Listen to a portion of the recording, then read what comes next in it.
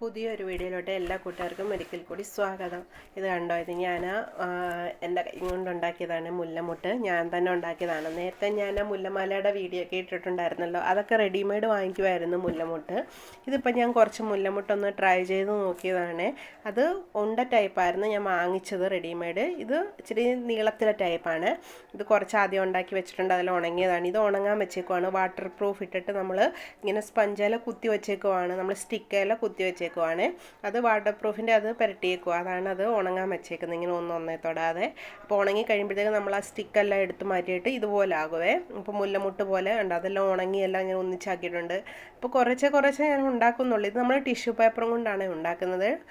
Tissue paper മാത്രമേ ഉള്ളൂ ഇത്. അതുകൊണ്ട് ഇങ്ങനെ മുല്ലമുട്ടിൻ്റെ ആകൃതിയിൽ ഉണ്ടാക്കിയെടുത്തതാണ്. കൊള്ളാവോ? എല്ലാവരും ഒന്ന് പറയണേ എങ്ങനെയുണ്ടെന്ന്. ഒറിജിനാലിറ്റി തോന്നിക്കുന്നുണ്ടോയെന്നൊന്ന് പറയണേ. പിന്നെ നമ്മൾ റെഡിമെയ്ഡ് വാങ്ങിച്ചതാണോ നല്ലത് കാണാൻ, അതോ ഇതാണോ എന്നും കൂടി ഒന്ന് പറഞ്ഞേക്കണേ, കണ്ടിട്ടുള്ളവർ നേരത്തേത്. അപ്പോൾ ഇനിയും ഉണ്ടാക്കാനുണ്ട്, ഒരുപാട് ഉണ്ടാക്കിയിട്ട് ഞാൻ കാണിക്കാവേ.